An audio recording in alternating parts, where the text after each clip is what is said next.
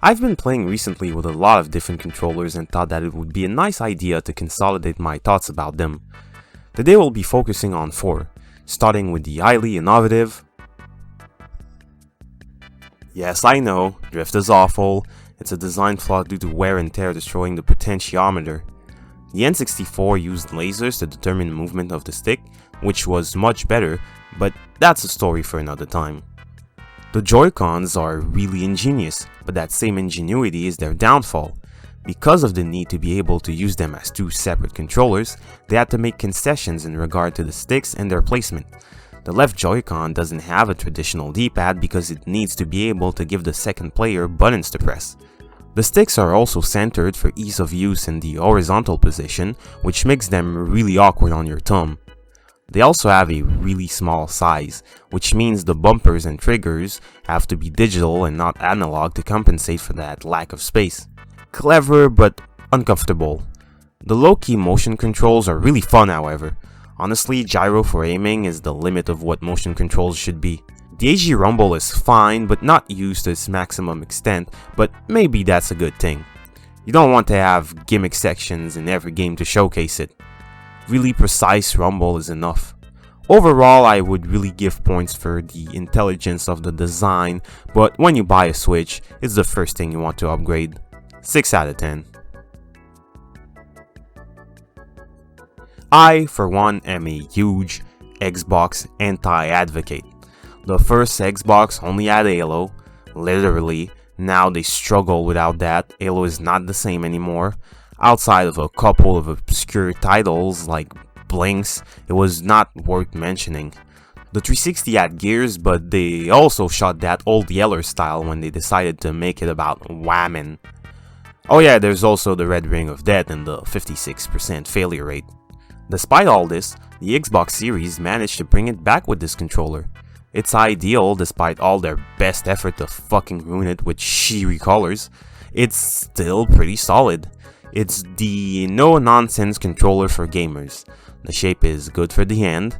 I had a non-gamer try it and she was impressed by how good it felt. The textured grips are nice. The offset sticks are an acquired taste that I do like, but they have a nice concave and are grippy. The D-pad, despite its clickiness and stiff feeling, is actually quite functional.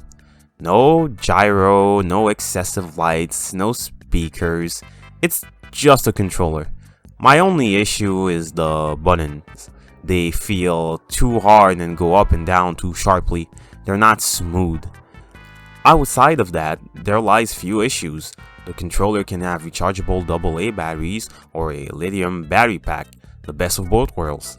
It's also the cheapest for a pretty high quality. Dualshock 4. How to fuck up your controller design. Sony had a simple but effective design for 3 generations. 3 is generous because they cheaped out on the materials for DualShock 3 and the 6-axis was trash. Everything is wrong with this controller or passable at best. The shape is okay but not optimal. It's not a good fit like the Xbox or the Pro controller. The sticks and face buttons are nice. The triggers are normal again and the bumpers aren't bad.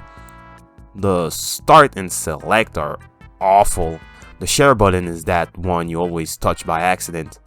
That dumb pad in the middle and the lights are probably what results in the poor battery life of the controller.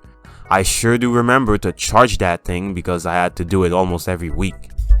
It's a functional controller, but it's not particularly enjoyable to use.